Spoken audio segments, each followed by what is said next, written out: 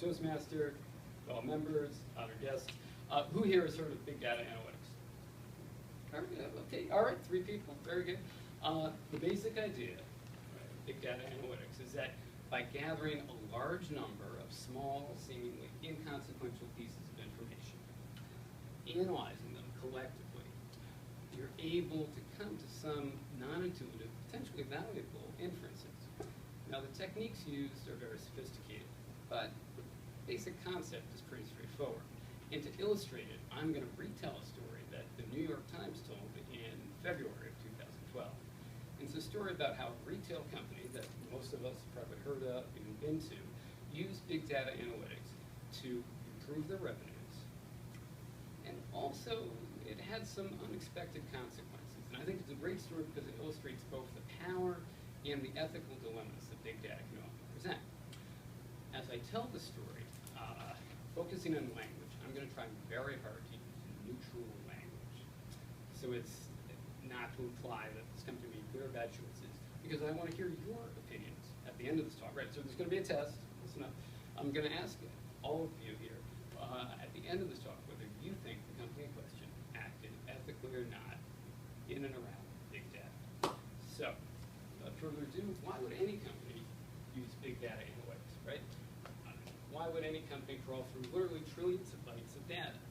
Okay, it's not for fun, it's to improve revenues. And if you're a retail company, the key to that is to get people into your store buying things.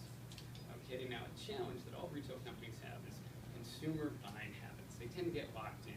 Customers get used to purchasing the same things at the same stores, they go on autopilot. I do this certainly every week. I go to Shaw's. The manager from Stop and Shop would basically drive me to Stop and Shop to get me to do my grocery shopping there.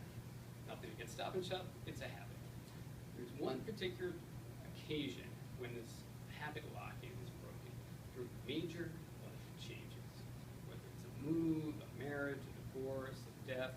At that moment, customers are suddenly open to changing their buying habits. And if you're a retailer, the most important life change is the arrival of a new baby.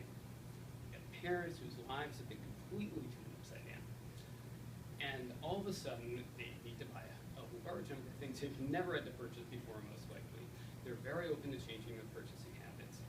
If you can get them, as a retailer, or a retailer can get them to purchase diapers, their store, those parents will likely come back to that store and purchase many other things for years and years to come. But you gotta get there first, because every retail company knows about birth records are public information. So for a retail company to make money on the arrival of a new baby for their customers, they need to be able to know about that baby arriving before their competitors. So the company I'm going to talk about is Target. Who here shops at Target? Anyone? Okay, almost all of us. All right, so back in 2002, Target hired an employee, Andy Toole, in the statistics department. And Andy was very good at statistics.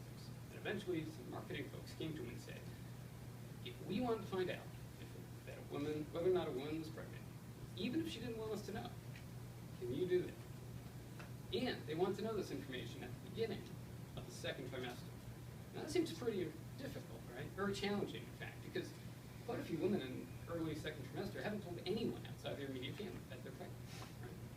So how's a retail store going to know? Here's what Andy did. He took demographic information available based on credit card information, right? Purchasing habits, and historic data from people who registered for baby showers, right? And he created a pregnancy predictor algorithm. And impressively, it worked. It worked really well. And Target was able to send coupons to mothers who were in their second trimester for all the things they were going to need for the next 6 months. Customers responded extremely favorably to this, right? It's pretty impressive, being able to send custom coupons for things that people are really going to need before they even know they need them. That's impressive. But there was a problem, right? Anyone see it? Anyone? All right, the problem, it worked a little too well.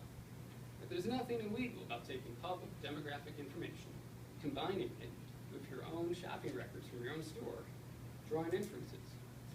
But a woman has spent the last 3 months trying very hard to keep her pregnancy a secret from everyone she knows. Because was a little distressed to find out that the store down the street already knows. And they got this feedback from a lot of women, but there's a particularly amazing story as told by New York Times about an event that happened about a year after the pregnancy prediction algorithm was released by Annie.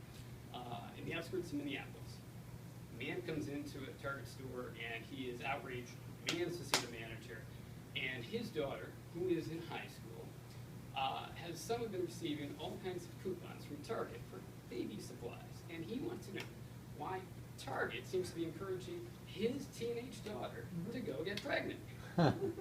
Store manager apologizes profusely, very sorry, no idea.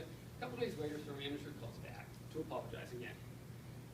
The man says, actually, I owe you an apology. She is pregnant. She's due in August. Target knew before this young lady's own father she was pregnant. It's pretty amazing. All right, so this has been a story about the power of big data and analytics and some of the attendant problems. So I'm going to ask all of you, I'm very curious to find out, so in creating this pregnancy prediction algorithm, who here thinks that Target acted ethically? 1, 2, 3, 4. All right, 4 people.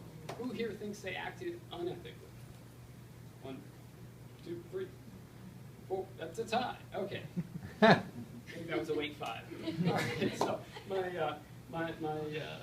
whether you like or dislike this behavior, my advice is to get more and more used to it, because this is the world we live in today. A data-driven world, a world where companies can predict what you're going to need before you know you need it, and a world in which a store that's never even seen you can know that you're pregnant before your own overprotective father.